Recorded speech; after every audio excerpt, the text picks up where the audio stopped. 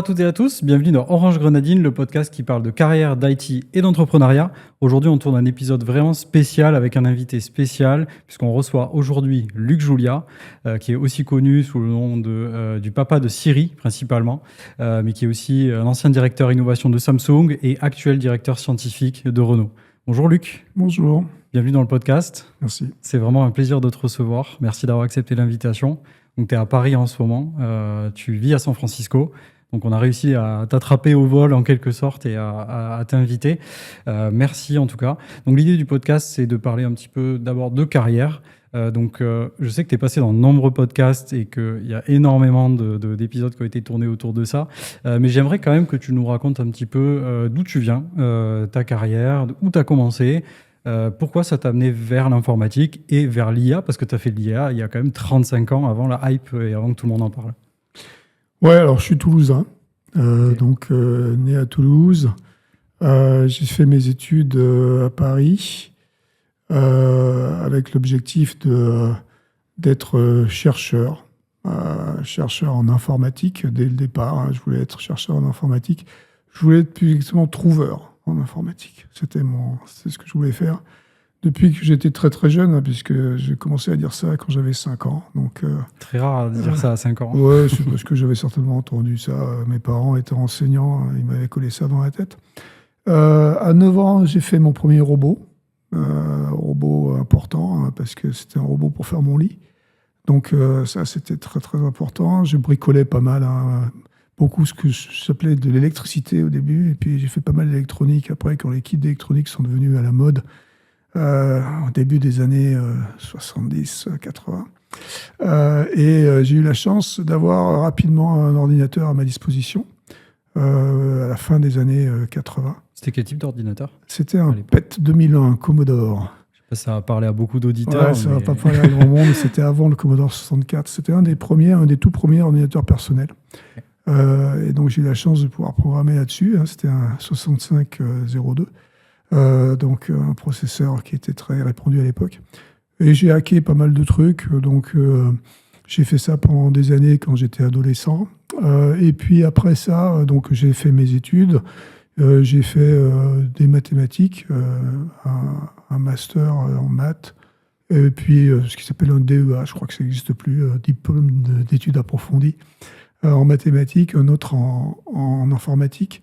Puis j'ai fait une thèse en informatique, plus exactement en interface homme-machine, spécifiquement autour de la multimodalité voix et gestes. Donc c'était déjà très précurseur pour le coup. Voilà, donc c'était déjà ce que je voulais faire. Pendant ma thèse, je suis parti au MIT, où j'ai passé un peu de temps, mais pas trop, parce que au mois de juin, c'était sympa. Au mois d'octobre, c'était moins sympa. Il faisait froid. Pour un Toulousain comme moi, c'est pas terrible. Donc, j'ai eu la chance de pouvoir partir à Stanford. Et donc, ça fait maintenant 32 ans que je suis dans la Silicon Valley. J'ai fait donc 10 ans en tout de recherche, où j'ai fait donc pas mal de choses autour de la reconnaissance vocale. Et puis des objets connectés. C'est les deux parties qui sont importantes pour moi. C'est l'IA, tout ça, c'est la même chose. La reconnaissance vocale, ça permet de communiquer avec les objets. Et les objets connectés, ça permet de les connecter entre eux et de les connecter à moi. Et donc globalement, tout ça mis ensemble, ça veut dire que je suis capable d'avoir des objets qui vont faire des choses pour moi. Et donc, ça devient des objets intelligents. Donc, 10 ans de recherche où on a fait le premier frigo connecté, où on a fait ce qui sera plus tard, quelques années plus tard, 14 ans plus tard, Siri. Après ça, j'ai fait 10 ans de start-up. Parce que dans la Silicon Valley, si tu ne fais pas de start-up, c'est pas rigolo. Donc, 10 ans de start-up, des start-up très rigolotes, avec jusqu'à 18 millions d'utilisateurs pour une start-up qui s'appelait Orb, qui est certainement la start-up la plus technologiquement compliquée que j'ai faite et celle dont je suis le plus fier, en fait. C'était quoi le challenge technique, par exemple, chez challenge Orb, technique, c'était... on a fait des trucs impossibles. On était les premiers, en 2001, à jouer sur un téléphone, un 3650 Nokia, à jouer de la télé live sur le petit écran de ce téléphone. Ce qui était impossible, physiquement impossible. Même les réseaux mobiles n'étaient pas prévus Le réseau pour. n'était pas prévu pour. Même les players n'étaient pas prévus pour. C'était le Real Player qu'on a réussi à hacker pour faire ça. Donc ça, c'était 18 millions d'utilisateurs. C'était, je pense, les 18 millions de geeks qui existent sur la planète. Parce que c'était à peu près impossible à utiliser le truc. Mais c'était vraiment très, très fort techniquement. Et on pouvait jouer n'importe quel média live aussi, n'importe où, sur n'importe quel device. Vous pouvez jouer sur la Wii, vous pouvez jouer sur le téléphone, on pouvait jouer sur absolument n'importe quoi. Donc c'était vraiment rigolo. Et puis après 10 ans de recherche, 10 ans de start-up, j'ai décidé de faire 10 ans de grands groupes, parce que c'est fatigant un peu les start-up. Au bout d'un moment, chercher des financements tout le temps et tout, c'est compliqué. Mais bon, c'était quand même pas trop mal. On a fait 5-6 startups qui ont pas trop mal marché quand même. Et après, donc, des grands groupes, j'ai fait HP, où j'étais CTO donc, des imprimantes connectées. Donc là, je retrouvais les objets connectés, connecter les imprimantes, ce qui s'appelle ePrint, que vous utilisez peut-être encore aujourd'hui. C'était nous qui l'avons fait donc en 2009. Et puis après ça, j'ai été rattrapé par ce fameux assistant qu'on avait créé à Stanford en 1997 et qui a été acheté par Steve Jobs pour Apple. Et donc j'ai été dirigé Siri chez Apple avec mon co-créateur Adam Cheyer. Donc on a fait ça, on a sorti Siri de A à Z globalement sur iOS parce que c'était évidemment, il a fallu le porter là-dessus. Et tu dis que tu as été rattrapé? Parce qu'en fait, en 1997, donc, on avait posé les brevets, on avait fait les premières démos de ce qu'on appelait The Assistant à l'époque. Et il a fallu 14 ans avant que Steve Jobs découvre le machin. Et donc en 2010, il a trouvé cet assistant et il l'a acheté. Et donc quand il l'a acheté, Adam et moi on décidé qu'on allait co-diriger. Il allait être CTO, moi CEO en quelque sorte, à l'intérieur d'Apple. Donc on était en mode secret, comme on sait bien faire chez Apple. Ouais. Et pendant un an, donc, on a développé ça et on a sorti le 4 octobre 2011, on a sorti donc, la première version de Siri, qui était une première version, c'est-à-dire qu'elle a pété le jour 2, mais il faut dire que le premier jour, on a eu sur nos serveurs 180 millions d'utilisateurs. Donc 180 millions d'utilisateurs, on ne s'était pas attendu. Il fallait que la scalabilité soit au rendez-vous, parce que du coup, vous vous appuyez derrière, et là on va parler un peu technique, mais vous appuyez derrière chez des hyperscalers comme AWS non, ça n'existait pas, AWS à l'époque. 2006 Donc, oui, mais Apple n'achète pas. D'accord, ils préféraient avoir leur propre data center. Donc on a créé notre propre data center. On avait mis des machines HP donc dans les data centers. Et donc Apple n'avait pas de data center à l'époque, dans le sens où ils avaient juste des serveurs pour servir iTunes, donc la musique, mais ils n'avaient pas, donc ils faisaient du stream, mais ils n'avaient pas de compute. Okay. Donc ils n'avaient pas de capacité de calcul. Donc c'est pour ça qu'on a créé les serveurs de scratch. Bref, et donc voilà, donc c'est sorti, ça a pété, mais bon, dès le 5 octobre, ça marchait à nouveau. Et on a eu relativement rapidement 300 millions d'utilisateurs. Et aujourd'hui, il y a 500 millions d'utilisateurs quotidiens. Donc, voilà, c'est quand même une performance. Donc ça, c'était en 2010-2011. Après, on est parti en fait d'Apple parce que Steve Jobs est mort. Et le visionnaire, en fait, c'était lui qui avait voulu vraiment Siri. Et le nouveau patron, mon nouveau patron, qui s'appelle Scott Forstall, n'avait pas du tout la vision qu'on avait, nous, de Siri. Donc, c'était quoi sa vision, par exemple, à l'époque? Je pense qu'il n'en avait pas. Je pense qu'il avait zéro vision. Je pense qu'il n'aimait pas juste le truc. Okay. Et donc, il nous mettait des bâtons dans les roues souvent. Siri est sorti avec 5 services. Donc, appelle maman, fait le calendrier, dicte un SMS... etc. Bon, des trucs comme ça. Le Siri original, donc l'assistant original de 1997, avait 35 services. Ouais. Donc notre objectif, c'était de rajouter des services, évidemment, faire en sorte que Siri soit de plus en plus intelligent et surtout qu'il soit de plus en plus broad, je ne sais plus comment on dit. Intégré avec beaucoup de choses différentes. Beaucoup de possibilités. Ouais. Beaucoup de services, beaucoup de possibilités. Mais bon, il faut comprendre aussi que Apple voulait tout contrôler, les services. On a vu ça avec Maps, par exemple. Et donc, à partir du moment où ils voulaient tout contrôler, ils n'avaient pas le service de musique. Enfin, si, ils avaient le service de musique. Ils n'avaient pas le service d'hôtel, ils n'avaient pas le service de restaurant, ils n'avaient pas tous ces trucs-là. Et donc, du coup, c'était compliqué. Bon, bref, donc du coup, on est parti. Moi, je suis parti chez Samsung pour faire les objets connectés, hein, pas pour faire de la reconnaissance de la parole cette fois-ci. Donc, Samsung vendait 1 milliard d'objets par an et il ne les connectait pas. Donc, je leur ai proposé de faire la plateforme de connectivité des objets. Et aujourd'hui, il y a plusieurs milliards d'objets qui sont connectés sur cette plateforme. Donc, je continue dans mes chiffres. 18 millions, 80 millions d'imprimantes. C'est crescendo à chaque fois. Voilà, après ça, on a donc 300, 500 millions d'utilisateurs de Siri et puis donc des milliards sur Samsung. Tu as été déçu du coup de Siri, de l'évolution de Siri chez Apple? Tu as été frustré peut-être? Oui, c'est pour ça qu'on est parti, parce qu'on ne pouvait pas évoluer comme on voulait. Et puis ça s'est confirmé après en 2014, quand Siri n'a pas pris le virage du deep learning. Il y a Alexa qui est arrivé en 2014, tout neuf, tout beau, en utilisant le deep learning, quand Siri a continué à utiliser le machine learning des années précédentes. Donc, Apple n'est jamais très fort, très rapide dans l'adoption des technologies. Donc, on a vu que finalement, le deep learning, ils ont commencé à l'utiliser seulement en 2017, donc 3 ans après. Et on voit ça exactement aujourd'hui, encore une fois. On voit des reconnaisseurs extraordinaires comme Whisper, avec Multiturn, etc., où on peut vraiment avoir un dialogue, ce qui était la vision de 1997, mais qui n'était pas ce qu'on avait pu implémenter, c'était seulement one turn, c'est-à-dire qu'on pouvait seulement poser une question, et des fois on désambiguait, style allume la lumière, quelle lumière, celle-là, c'était tout.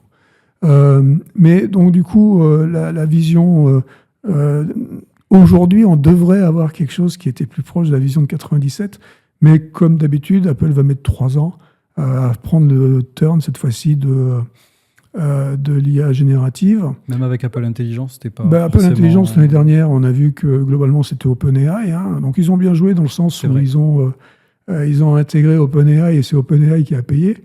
Donc, ça, c'était bien joué. Et ce qui était bien joué aussi, c'est qu'ils ont appris, du coup, pendant 1 an. Ils ont appris ce que les utilisateurs utilisaient sur OpenAI. Et là, dans la dernière keynote ce mois-ci, on a vu qu'ils avaient intégré quelques fonctionnalités de ce que... Très peu, mais quelques-unes des fonctionnalités que OpenAI avait fournies. Et l'année prochaine, c'est sûr, ça fera 3 ans. Donc l'année prochaine, on aura une Apple Intelligence qui ressemblera beaucoup à de la Gen AI. Donc ils sont toujours très lents à adopter les trucs. On voit ça. Mais est-ce que tu penses que c'est pas lié à la privacy de chez Apple, qui collecte très peu de données, donc très peu de données pour entraîner des modèles de Gen AI, parce qu'on sait que les LLM... Il faut de la data, et énormément de data pour les entraîner. Ça, c'est du marketing. Ok. Donc justement, c'est intéressant, je voulais avoir ta vision là-dessus. Non, ça, c'est du marketing. Et les données, on les a. Les données, ils les ont. Il n'y a aucun problème. C'est justement, il y a un procès en ce moment qui a lieu sur la privacy, justement. C'est une bataille qu'ils ne peuvent pas gagner, en fait, les procès, parce qu'on pourra toujours prouver que quelque part, il y a eu des phrases qui ont été utilisées pour entraîner, pour faire des choses comme ça. Donc, ils ont décidé de faire le settle, parce que de toute façon, encore une fois, ils ne peuvent pas gagner ce combat, parce que c'est juste impossible. On est obligé d'avoir des données pour améliorer les reconnaisseurs et les moteurs de recherche. Donc, on sait comme ça. Donc, bref, donc moi, je suis parti, j'ai créé cette plateforme Samsung avec des objets connectés. Et puis, au bout de 10 ans donc, de grosses boîtes américaines, enfin, du moins aux États-Unis, avec HP, Apple et Samsung, j'ai décidé de faire 10 ans de grosses boîtes françaises. Je ne fais que des périodes de 10 ans parce que je peux et ça m'amuse. Et donc, c'est pour ça qu'en 2021, j'ai décidé d'aller chez Renault. Donc, pourquoi Renault? Parce que c'était une boîte intéressante et le PDG, Luca De Meo, m'a m'a convaincu que je pouvais venir faire des choses intéressantes dans cette compagnie où on pouvait mettre de l'IA un peu partout, parce que moi je fais que de l'IA, je ne fais pas autre chose. Et donc mettre de l'IA dans les usines, mettre de l'IA dans les voitures. Et c'est ce qu'on a réussi à faire d'ailleurs dans les voitures. On a mis un petit avatar dans la Renault 5 qui est sorti au mois de décembre. Renault, je crois, ou Renault. Renault, il s'appelle, oui. Et donc cet avatar, il est rigolo et il te permet d'apprendre un peu comment marche la voiture, de comprendre un peu la voiture électrique. Et puis tu peux lui poser des questions, évidemment. Comme à tout LLM, tu peux lui demander à quel âge est mort Napoléon. Et du coup, vous appuyez, alors je ne sais pas si tu peux en parler, mais vous appuyez sur des LLM existants. On fait du fine-tuning, on fait tout ce qu'il faut pour que Renault réponde aux questions qui vont bien dans la voiture, sur le user manuel, le manuel utilisateur, et des choses comme ça. Donc, il est spécialisé dans la voiture, il est spécialisé dans Renault. Et puis, comme je l'ai dit, il peut aussi répondre à des questions beaucoup plus génériques, comme quand est-ce qu'est mort Napoléon ou autre. Ça marche, très clair. Donc, c'est faciliter quelque part la prise en main de la voiture. Exactement. Par le biais d'un assistant. Donc, au final, c'est intéressant parce que tu as le parcours où tu as eu le parcours Siri, tu es revenu vers les objets connectés, et là, tu reviens du coup sur le parcours IA, assistant. Et encore une fois, c'est la même chose, parce que la voiture, elle est connectée. Si elle n'était pas connectée, elle ne pourrait pas faire ça. Et donc, comme je disais tout à l'heure, les objets connectés ou l'IA, c'est la même chose. Parce que tu ne peux pas faire d'IA si les objets ne sont pas connectés. Ça ne sert à rien de connecter les objets s'ils ne sont pas un peu intelligents. Ouais. Donc, chez moi, par exemple, j'ai 219 objets connectés. Ces 219 objets connectés, ils parlent entre eux pour faire des choses pour moi. Personnelles. Donc, donc, ils sont là pour moi ou pour la famille. Donc, ils sont là pour m'aider. Hein, c'est des assistants. Tous ces objets, de toute façon, à la fin, c'est que des assistants. Et donc, quand on crée une IA, quand on fait des IA, c'est pas autre chose que des choses qui vont te permettre de faire des choses que tu n'aurais pas pu faire sans cet outil. Les IA ne sont que des outils, d'accord ? Et par définition même de l'outil, ils sont utiles. Et moi, j'aime bien donner comme définition de l'IA l'intelligence augmentée. Mon intelligence est augmentée par ces objets, par ces IA, qui me permettent de faire plus de choses mieux que ce que j'aurais pu faire sans l'outil. D'accord ? Par définition, encore même de l'outil, ça fait mieux les trucs. Comme un marteau va me permettre de planter le clou mieux que si j'en avais pas, et là, je vais pouvoir utiliser donc, ces IA mieux. Et ça veut dire aussi que je peux utiliser ces IA d'une manière adéquate et correctement, ou je peux les utiliser mal. Et donc, je peux utiliser le marteau pour te taper sur la tête. C'est pas fait pour ça, mais je peux le faire. Mais tu peux le faire. D'accord ? Parce que c'est moi qui tiens le manche. Et donc, c'est ce qu'il faut bien comprendre avec ces outils, avec l'IA, c'est nous qui tenons le manche. C'est-à-dire que c'est nous qui décidons. On a vraiment tendance à l'oublier dans le discours ambiant, je trouve. Bah oui, parce qu'on est dans le fantasme, on est dans la mythologie. Et donc, il faut un peu se calmer et revenir sur Terre et bien comprendre que ces IA, ces outils, ne sont que des outils que nous contrôlons. Nous décidons de faire ce qu'on veut. Je pense que le gros problème, c'est que c'est porté par des grosses personnalités comme Elon Musk, par exemple. Qui racontent n'importe quoi. Qui racontent des choses. Qui racontent n'importe quoi. Mais je ne suis pas non plus en phase avec lui, mais bien sûr. C'est le problème de ces gens-là. Ils ont quand même une influence sur la population qui fait qu'aujourd'hui, on a des gens, et moi j'en côtoie, qui croient que l'IA va tous nous tuer. Ouais. Oui, le problème, si tu veux, c'est que ils sont effectivement écoutés parce qu'ils ont une aura et puis ils ont des caisses de résonance comme X, par exemple, qui sont quand même des grosses caisses de résonance. Et le problème, c'est qu'ils disent n'importe quoi dans leur intérêt. Pas dans l'intérêt de la science et dans l'intérêt de l'IA. C'est quoi l'intérêt d'Elon Musk, par exemple ? Parce qu'il a développé sa propre IA, comme Grok. Ouais, l'intérêt, c'est qu'il faut qu'il ait des sous pour les développer et pour continuer à développer. Et donc, il va promettre des choses. Et c'est ce qui se passe, en fait, dans les IA.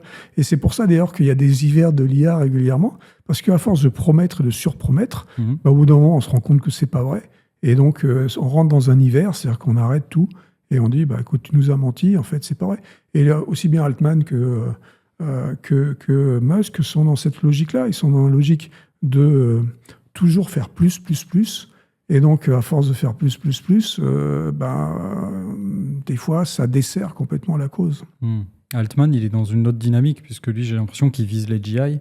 Ce que toi, tu penses impossible, en tout cas. Oui, le GI est impossible. D'ailleurs, tu l'as très bien écrit dans ton livre. L'intelligence artificielle n'existe pas. Exactement. Donc le GI, c'est juste pas possible parce que c'est le parfait. Le parfait n'existe pas. Tu penses vraiment que c'est impossible et qu'on n'y arrivera vraiment jamais? Ah oui, je pense que c'est impossible et qu'on n'y arrivera jamais. Encore une fois, le parfait est impossible. Ouais, je veux dire, nous, on est imparfait. Si c'est quelque chose de notre image... oui, pourquoi pas? Parce qu'à ce moment-là, nous, on est imparfait, donc ça sera imparfait. Le problème de l'AGI, c'est censé être parfait. D'accord? Donc, c'est juste pas possible. Bon, bref, donc ça, c'est pas... Mais en fait, il est exactement la même démarche, Altman, hein, quand il signe avec Trump, Stargate, 500 milliards de dollars pour faire des data centers et des data centers et des data centers. C'est exactement la même logique. On va construire plus. Et donc, il lui fait des sous, parce que en fait, les 500 milliards de dollars, on les a pas. D'accord? Donc, il va falloir les réunir. Et donc, pour ça, il faut raconter n'importe quoi. D'accord. Tu penses que ça va pas... Enfin, en tout cas, le projet Stargate, pour toi, c'est du vent? C'est du marketing, là aussi? C'est surtout très embêtant, parce que s'ils réussissent à faire ça, c'est quoi? C'est des data centers à outrance, qui vont utiliser du charbon, qui vont utiliser du pétrole, qui vont utiliser tout ce que veut utiliser Trump. Parce qu'à la fin, l'idéal de Trump, c'est de créer du CO2. Hein. Oui, il y a zéro. Donc lui, il se fout complètement toutes les politiques RSE qu'on peut avoir en Europe. Là-bas, aux États-Unis. Avec les accords de Paris, de toute façon. Ça n'existe pas. Clairement. Donc toi, tu ne partages pas cette vision sur l'AGI. Donc c'est intéressant ce que tu disais tout à l'heure, où l'IA est plus un outil qui va être au service des gens. Malgré ça, donc on l'utilise, je pense, tout le monde, quasiment tout le monde utilise aujourd'hui de l'IA, de la Gen AI, et pourtant il y a quand même une peur. Moi, je le ressens autour de moi. Je suis tech, je travaille dans la tech, donc avec d'autres ingénieurs, mais aussi en dehors des personnes tech, une peur d'être remplacé. Qu'est-ce que tu penses de ça? Est-ce que vraiment on va aller vers un monde où plus personne travaillera, où il y aura peut-être quelques élites qui vont travailler? Non, ça c'est encore un autre mythe qui est absolument extraordinaire. Et ça amène en fait à une réflexion qui est idiote, qui dit le truc va faire le truc à ma place, donc j'ai plus à m'éduquer sur quoi que ce soit. Moi, ma position elle est simple, hein, il faut surtout continuer à apprendre des métiers, parce que le métier, ça va être le truc le plus important. L'IA ne crée rien, l'IA ne comprend rien. L'IA est un outil juste. Donc, on va, dans nos métiers, utiliser l'IA, hein, ça c'est sûr. Donc, il y a des changements de tâches, il y a des tâches supplémentaires qui sont créées, ne serait-ce que l'utilisation même de l'IA. Mais il ne faut surtout pas oublier les métiers. Parce que le savoir-faire du métier, si on l'oublie, ce n'est pas l'IA qui va le faire à notre place. D'accord? Donc, il faut faire super attention, et surtout pour la transmission et pour tout ça, il faut faire super attention de ne pas faire croire n'importe quoi. J'entends dire, c'est même pas la peine que j'apprenne à coder, ça me sert à rien parce que de toute façon, ça va coder pour moi. Les gars, bonne chance, hein, si vous pensez que ça va coder pour vous. Vous savez bien, pour les gens qui codent et qui savent, qui utilisent un peu le vibe coding en général, bon, c'est bien un outil, ça nous permet de temps en temps de faire des Hello World sans avoir à répéter les machins, donc ça nous pond du code qui est OK, mais on est obligé de le corriger quand même. Et si je ne sais pas ce que c'est que le code, si je ne comprends pas la logique du code, ça va être quand même compliqué pour le corriger. Donc, je conseille quand même de continuer à apprendre les métiers et à rester dans l'apprentissage, parce que l'IA, même puissante, même l'IA qui va être intéressante, l'IA n'est pas créative. Hein. La seule créativité, elle est côté de l'humain. Et ça, c'est mon deuxième bouquin qui s'appelle IA générative, pas créative. Parce qu'encore une fois, on ne s'est pas trompé de nom ici. L'IA ne fait que générer, elle fait que générer à partir de modèles qui existent, et elle ne crée strictement rien. Et donc, il y a un autre fantasme, mythe, et en fait, c'est une erreur de vocabulaire. Quand j'entends les gens qui disent « l'IA a créé ça ». Non, l'IA n'a pas créé ça. C'est moi qui, à travers le prompt, ai créé le truc que l'IA a généré. L'IA m'a aidé à générer ce que moi, j'ai créé à travers le prompt. Si je demande à une IA, dessine-moi une vache verte sur la tour Eiffel, l'idée débile de la vache verte sur la tour Eiffel, c'est moi qui l'ai eue. D'accord ? Et donc, l'IA va me générer des vaches vertes sur la tour Eiffel autant que je veux. Elle peut me générer 10 000. Et je vais peut-être pouvoir choisir parmi toutes ces IA, parmi toutes ces vaches vertes sur la tour Eiffel, je vais choisir celle qui est la plus proche de celle à laquelle je vais penser, ou celle qui maintenant va représenter le mieux ce que je pense. Donc ces IA ne créent strictement rien, il faut quand même être très clair là-dessus. Les IA sont là pour générer, c'est leur nom, IA générative. Les mots ont un sens, Donc, faisons attention un peu aux mots. C'est vrai. On a tendance à l'oublier. Moi, je vois dans le milieu du code, par exemple, des outils comme Cursor. J'ai beaucoup entendu ça autour de créé moi. mon code. Bah non, ça t'a pas créé ton code. C'est toi qui as demandé un truc et ça l'a fait. Exactement. Et puis, il va pas tout créer tout seul. Il y a plusieurs itérations, donc il faut bien quelqu'un derrière Exactement. qui va et donc, ton prompt, tu vas le raffiner. Parce que la vache verte sur la Tour Eiffel ou le code, bon, ça n'a pas pondu le truc correctement. Ah bah oui, parce que j'ai pas dit qu'elle était au 2e étage de la Tour Eiffel. Donc, dessine-moi une vache verte sur le 2e étage de la Tour Eiffel. Et donc, voilà. Donc, on va raffiner. Le prompt, la magie de ces IA génératives, c'est le prompt. S'il y a quelque chose d'absolument révolutionnaire dans les IA génératives, c'est le prompt. C'est le fait que maintenant, je peux m'exprimer en langage naturel et je peux demander tout ce que je veux. Et justement, c'est aussi un des problèmes, c'est que je peux demander tout et n'importe quoi. Et souvent, n'importe quoi. Donc, on va peut-être devenir des donneurs d'ordre petit à petit. Est-ce que ça ne serait pas un métier, finalement ? Mais c'est bien, oui. Enfin, à un moment donné, il y a eu, pendant pas longtemps, pendant 6 mois, il y a eu beaucoup de prompteurs. Il y a des métiers qui sont avec des nouveaux salaires métiers délirants, qui s'est créé. Les prompteurs, mais on s'est vite rendu compte que ça ne servait à rien.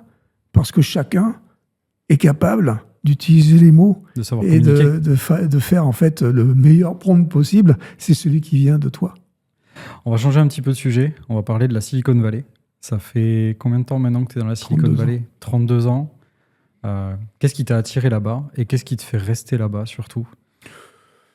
Ce qui m'a attiré là-bas, c'est pas compliqué, c'est cet esprit. J'ai écrit un autre bouquin qui s'appelle En français dans la Silicon Valley et qui explique cet esprit de la Silicon Valley.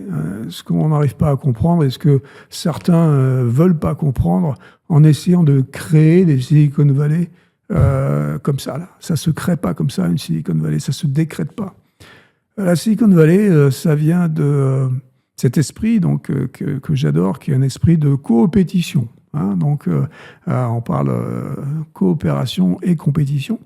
Donc, la coopétition, ça vient de ce qui s'est passé dans les années 1850. Donc, il y a très longtemps, au moment de la ruée vers l'or. La ruée vers l'or, c'était quoi ? La conquête de l'Ouest, c'était quoi ? C'était donc des gens qui sont tous arrivés à San Francisco, là, donc en 1849, et ils sont arrivés pour chercher la pépite. D'accord ? Donc, ils étaient en compétition, mais en même temps, ils étaient en coopération, parce qu'il fallait qu'ils s'entraident. Et ils venaient de plein de pays différents, ils venaient de plein de cultures différentes. Ils venaient de Chine, ils venaient d'Europe, ils venaient de Russie, ils venaient du Mexique. Donc, ils venaient de partout, et ils sont venus s'entraider. Et cette entraide, on la voit toujours aujourd'hui.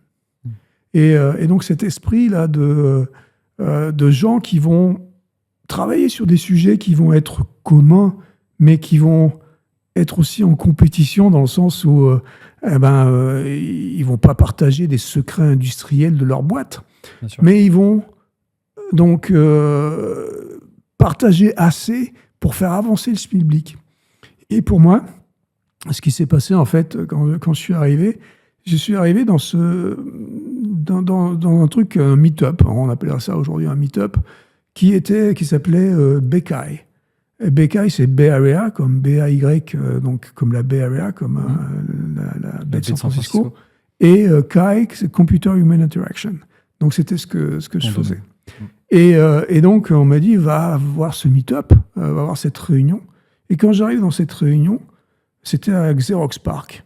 Donc, un endroit mythique pour les informaticiens. Il y a toutes les inventions que Steve Jobs, d'ailleurs, adorait arpenter. Des trucs incroyables. Ouais. Et donc, à Xerox PARC, il y a cette amphi qui est moche, comme tout, mais donc, où il y a 200 personnes dans l'amphi. Et tous les mecs qui sont en bas, c'est les mecs que je citais dans ma thèse. Et ils étaient tous là. Et ils étaient tous là à discuter, à parler entre eux, même s'ils étaient dans les boîtes concurrentes et tout ça. Et donc, pour faire avancer le schmilblick, on voyait cette émulation, on la voyait, on la sentait. Et ça continue aujourd'hui.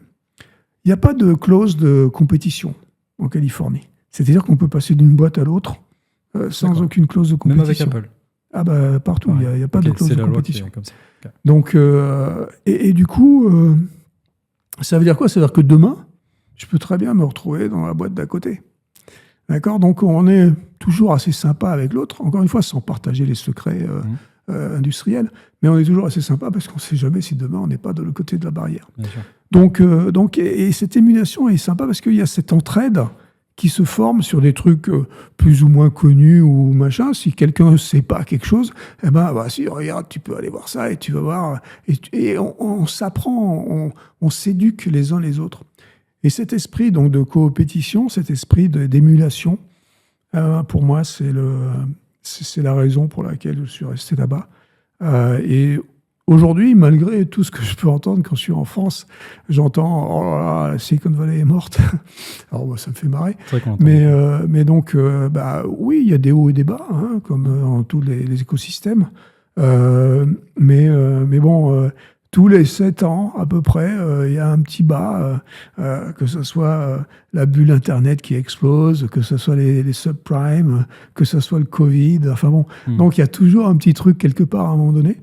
Mais bon, foncièrement, la Silicon Valley est un endroit extraordinaire pour créer, justement, pour inventer des choses qui sont absolument fantastiques. Alors, il y a des choses qui marchent plus ou moins bien, le metaverse, le machin et tout ça, on s'excite sur des machins, et puis après, on est moins excité.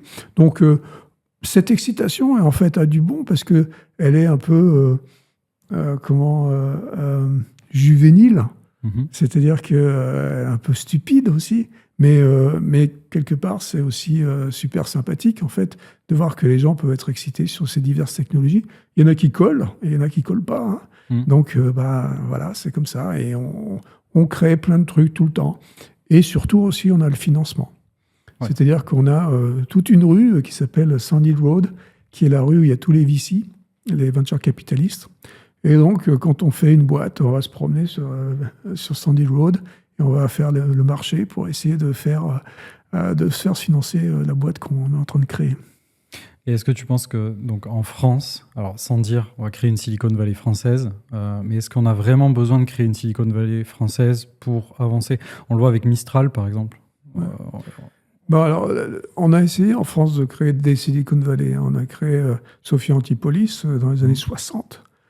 Donc, on essayait déjà de créer un machin. C'est le sénateur Laffitte à l'époque qui essaie de créer ça. Bon, aujourd'hui, c'est un peu moribond, mais bon, c'est comme ça. Là, plus récemment, on essaye de pousser le plateau de Saclay comme étant la Silicon Valley française. Bon, tant qu'il n'y a pas de bistrot, ça va être compliqué. Bon, j'exagère un peu, mais bon. Mais en tout cas, je pense que encore une fois, ça ne se décrète pas. Par contre, des mouvements qui me plaisent et qui sont beaucoup plus grassroots, donc qui viennent des gens au lieu de venir d'en haut, hein, par décret, c'est le Silicon Sentier. Silicon Sentier, c'est tout un groupement de start-up qui se sont installés dans le sentier, qui ont pris des locaux qui n'étaient pas chers, qui avaient été libérés par les industries du tissu qui ont plus ou moins disparu. Et donc, ça a créé cet écosystème où on retrouve, et juste avant la pandémie, là, bon, c'est pas encore revenu complètement, mais avant la pandémie, il y avait des meet-up tout le temps, pizza, bière, machin, et c'était un écosystème fait par les vrais gens, et qui était dynamique, et qui était sympathique, et qui était toujours d'ailleurs, parce qu'aujourd'hui, quand on va dans le sentier, on voit beaucoup de start-up qui sont là-bas. D'accord, donc il y a, selon toi, plus d'effervescence dans le sentier qu'à Station F ? Station F, c'est encore autre chose, donc c'est quelque chose d'intéressant, parce que ça a été décrété, effectivement, mais décrété d'une manière pas par l'État, on va dire. C'est-à-dire que ça a été pensé de manière à ce qu'il y ait une vraie coopération. Il y a des bistrots, il y a un restaurant, il y a enfin, vous avez tout ce qu'il faut pour avoir des endroits de discussion. Mon reproche du plateau de Saclay, c'est que c'est grand et c'est... c'est désertique dans le sens où c'est compliqué d'avoir ces lieux de... Voilà, c'est difficile. Station F, c'est regroupé, c'est une volonté de Xavier Niel, hein, et c'était très intéressant. Et c'est devenu d'ailleurs la pépinière la plus importante d'Europe, et c'est impressionnant. Donc, mais c'est grand, il y a plein de trucs, et surtout, il y a de l'activité. C'est-à-dire qu'il y a en permanence, donc je ne sais pas si vous bouffez de la pizza tous les jours, mais il y a, voilà, il y a ça qui existe, et ça c'est bien. Je parlais de Mistral tout à l'heure. Selon toi, est-ce qu'on est bien placé dans la course à l'IA ? De ce qu'on entend là ces derniers jours, et suite à Vivatech, il y a eu Vivatech la semaine dernière, il y a eu des grosses annonces entre Jensen, le CEO de Nvidia, Emmanuel Macron et Arthur Mensch, du coup, le CEO de Mistral.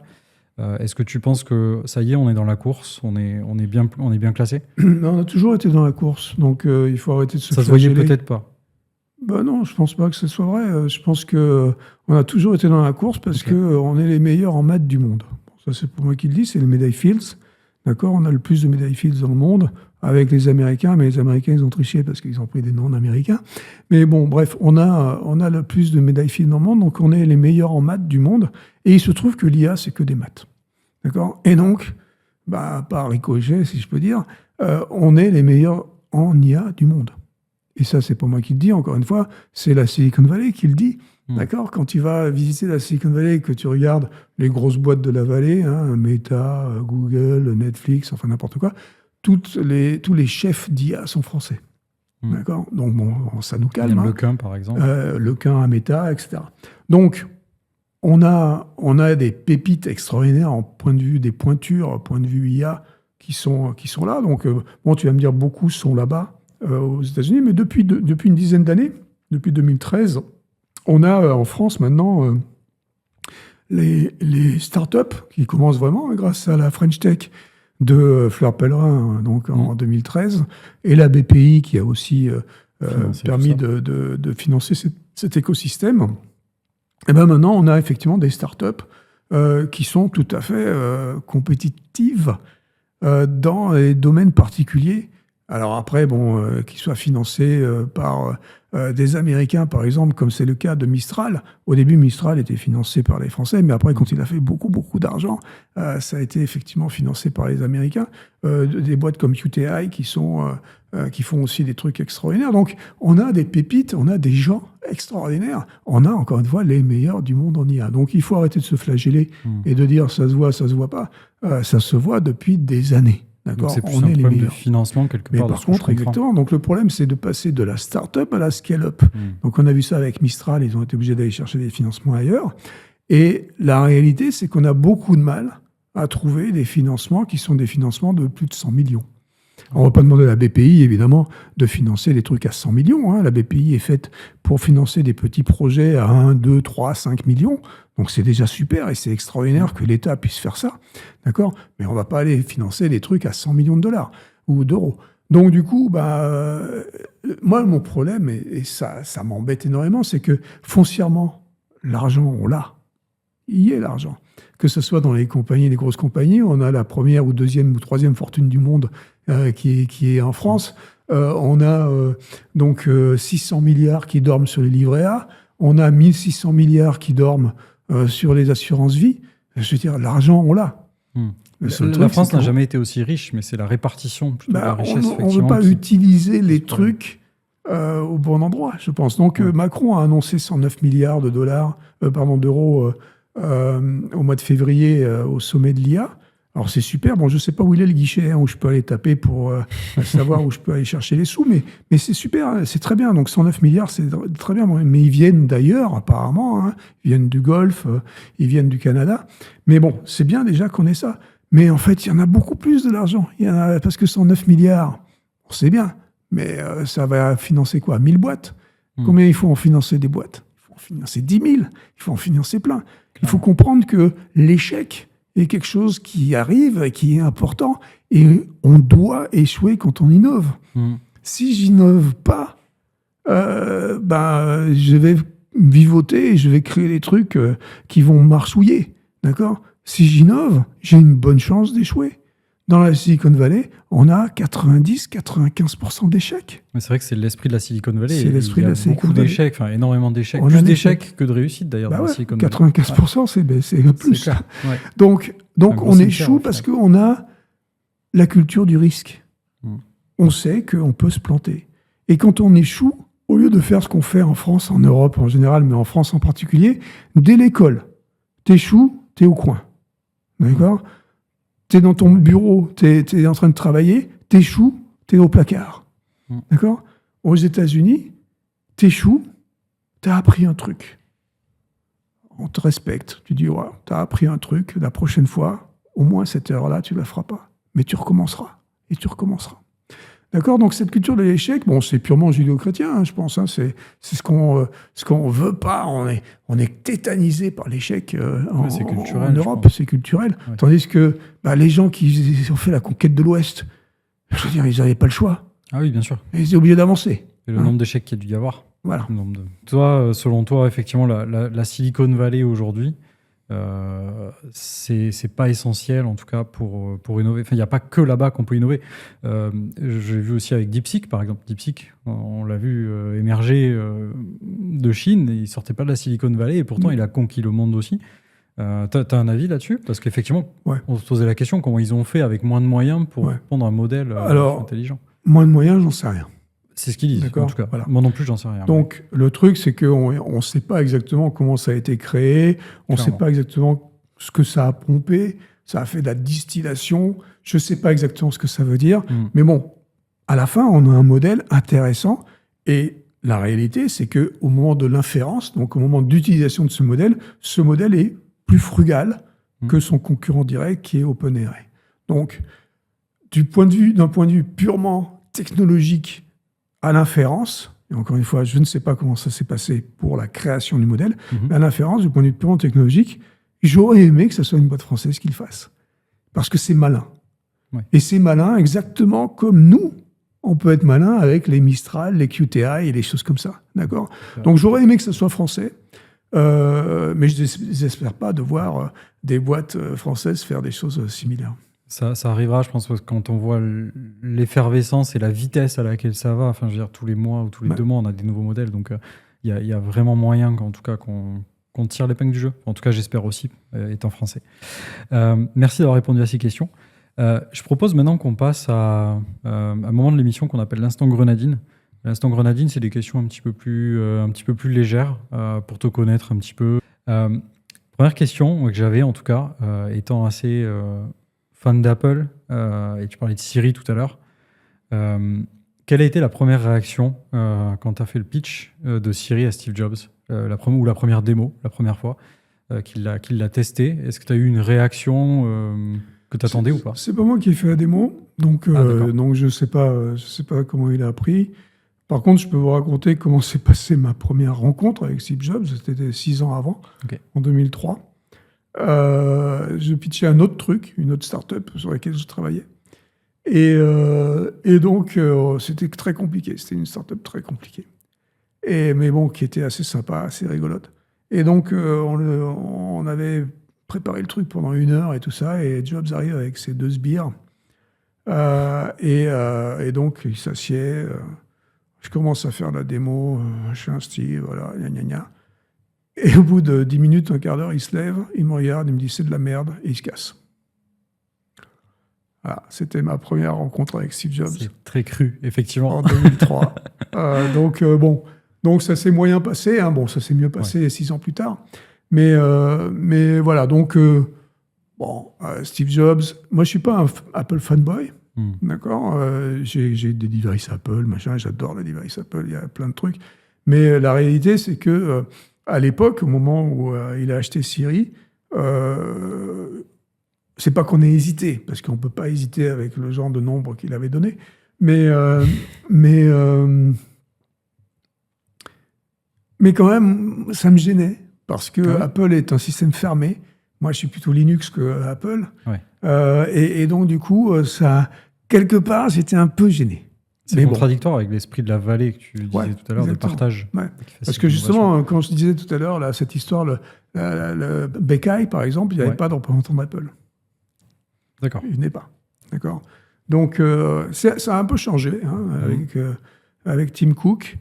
Ça a un peu changé, c'est un peu plus ouvert. Ils font partie maintenant plus des conférences, etc. D'accord. Mais à l'époque, c'était quand même super secret, quoi.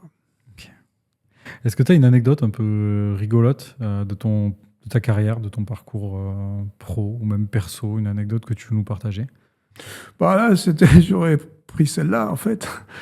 Celle avec Steve Jobs, la première fois, hein, donc, parce que c'était quand même un peu bizarre. Ouais, On va dire j'imagine. le mec qui se lève et qui dit c'est de la merde en te regardant dans les yeux, si tu veux. Ouais. Ça marque quand même pas Une mal. belle démonstration que l'échec peut se solder par un succès 6 ans plus tard. Voilà, donc Ça ça a été, mais bon, pour d'autres raisons, en fait, ça a été aussi un autre succès, mais bon. Non, mais il y a eu des rencontres extraordinaires. Et donc, par exemple, mon voisin de bureau à SRI, à Stanford, c'était Doug Engelbart. Et Doug Engelbart, c'est le gars qui a tout inventé l'informatique moderne. Et pour ça, je vous conseille de regarder un truc qui s'appelle The Mother of All Demos, la mère de toutes les démos. C'est une vidéo qui dure à peu près 1 heure. Quand on la regarde en entier, enfin sa version entière, c'est une vidéo de 1968. 1968. Et le gars, il est donc en vidéoconférence dans un système fenêtré. Donc, une vidéo dans une fenêtre. Il est en train de taper des trucs sur son clavier en texte, donc en messaging, avec le gars donc, dans la vidéo. Et il lui parle aussi, évidemment. Donc, système de fenêtre qui peut redimensionner dans tous les sens. Il a des hyperlinks qui peut appuyer, et ça passe dans d'autres fenêtres, machin. Donc, hyperlink Pour l'époque, du web, ouais, c'est clair, d'accord. le web, ouais. Et tout ça en IP. Donc, c'est DARPANET. C'est donc l'ancêtre d'Internet. Et donc, il a tout là. Et évidemment, il a sur sa main droite une souris, parce que c'est lui qui a inventé la souris. Donc, il y a tout. Il y a tout. Hyperlink, vidéoconférence, messaging, machin, système de Windows, machin, truc. Il avait un autre device un peu bizarre à gauche. Quand on regarde, on se dit qu'est-ce que c'est que cette merde. Mais bon, ça c'est autre chose. Clavier, souris, device. Ah, voilà. Et donc Doug Engelbart, c'était mon voisin de bureau à Stanford. Le mec hyper modeste. Donc il a tout inventé. Hein. Donc moi j'y suis là avec lui en 98. D'accord. Donc 30 ans plus tôt, il a tout fait, le gars. Et il est là. Il a 80 ans déjà, là. Il vient au bureau, il fait des trucs, machin. Super gentil, il parle, machin. Bon. Il devait paraître un ovni à l'époque, non? Parce que parler de buis, de fenêtres, de souris, c'était tellement, extraordinaire. tellement novateur pour l'époque que ça devait être... Et donc tout ça, il avait inventé entre le SRI, donc Stanford Research Institute, et Xerox PARC. D'accord. Donc Xerox PARC, où justement Steve Jobs a racheté le concept de la souris et de l'interface graphique, je crois. Ouais, alors on peut discuter de rachat, mais bon, ça c'est encore autre chose. C'est encore un autre sujet. Une appli que tout le monde adore, sauf toi. Oh, ça va être tous les réseaux sociaux, en fait. Hein. Tu mets n'importe lequel. Ouais. Je déteste les réseaux sociaux. N'importe lequel. Je les honnie. Ok. Je les hais. Ok, pour quelle raison? Parce que je trouve que c'est une aberration totale et que c'est une déconstruction du cerveau. Et quand on connaît Zuckerberg, c'est encore pire de tout. Ouais, personnalité un peu atypique, c'est clair. Pas atypique, hein. C'est grave, très très grave. Ok. Et maintenant qu'il a pété une durite, depuis que Trump est arrivé, où il se prend pour César. C'est qu'il a changé un peu de côté, là. Il a changé complètement de côté. Donc, non seulement il évite maintenant de faire tout ce qui est vérification des informations sur Facebook, sur Meta en général. Et en plus de ça, donc, il est devenu fou. Et comme j'ai dit, il se prend pour César. Hein, il porte des t-shirts Zouk or Nothing en latin. Donc, non, lui, il est pété du casque. Hein. Ouais. Tu penses que c'est le lot un peu de toutes ces personnes-là qui réussissent à des niveaux vraiment stratosphériques? Je pense qu'au bout d'un moment, je pense qu'il y en a beaucoup. Il y en a qui sont simples, hein, comme Engelbart, dont je parlais juste avant. Clairement. Mais il y en a qui pètent des durites. Musk, il a pété une durite en 2017 à peu près. Lui, là, il a pété une durite là, avec l'élection de Trump. Il y en a qui restent simples. Tim Cook est relativement OK. Il est agréable à travailler, Tim Cook? Parce qu'il a l'air assez discret. Ouais, discret, agréable. Bon, oui, il est poli, contrairement à son prédécesseur. Mais son prédécesseur était plus innovant. Dernière question. Team Elon Musk ou Sam Altman? Aucun. Aucun des deux? Ah non, surtout pas, non. Les deux sont... Vraiment, même Sam Altman, qui non, avait quand même la pareil. vision d'OpenAI à la base, bon, qui est quand même dérivé avec le plus lucratif maintenant, mais Ouais. Non. non plus. Non, certainement pas, non. Ça t'est déjà arrivé de les rencontrer ou... Oui, ouais. Ouais. Non, aucun intérêt. Aucun intérêt. Ça a le mérite d'être clair, en tout cas. Écoute, je pense qu'on arrive à la fin. Est-ce que justement, pour la fin, est-ce que tu as un mot à partager à nos auditeurs sur notamment le discours ambiant? On en a parlé un petit peu tout à l'heure, mais des dangers de l'IA. Tu es le seul, je pense, qui se veut un peu rassurant. Est-ce que justement, par rapport à ça, tu as quelque chose à partager? Je pense que le mot-clé de toutes ces IA et de tout ce qui se passe, c'est éducation. Okay. Éduquons-nous, arrêtons de dire n'importe quoi et de croire n'importe quoi, comme les deux bouffons dont tu viens de parler. Et donc, essayons plutôt de nous éduquer, de comprendre et d'exercer notre sens critique. Parce que, en fait, utiliser notre cerveau, c'est pas mal comme truc. C'est ça qui va nous sauver, tu penses? Donc, ouais, ça va nous sauver. Ouais. Et donc, continuer à apprendre les métiers, comme je disais tout à l'heure. Donc, utiliser notre cerveau, esprit critique, ne pas croire tout ce qu'on nous présente, surtout pas quand c'est Facebook ou quand c'est sur X. Et donc, faisons en sorte, en fait, de devenir plus intelligents grâce aux trucs qui essayent de nous rendre plus cons. Très bon mot de la fin, en tout cas. Merci Luc d'être venu dans Orange Grenadine. C'était vraiment un plaisir de te recevoir. Ta vision à la fois de l'IA, ta carrière, ta vision de la Silicon Valley et aussi des sujets d'IA actuels. C'était vraiment intéressant en tout cas de pouvoir en parler avec toi. Merci en tout cas. Et je te dis bon retour à San Francisco. Merci beaucoup. Merci à tous d'avoir suivi Orange Grenadine, le podcast qui parle de carrière, d'IT et d'entrepreneuriat. On se voit chaque mois avec un nouvel épisode et on se revoit du coup le mois prochain pour un autre sujet tech, carrière et entrepreneuriat. Merci.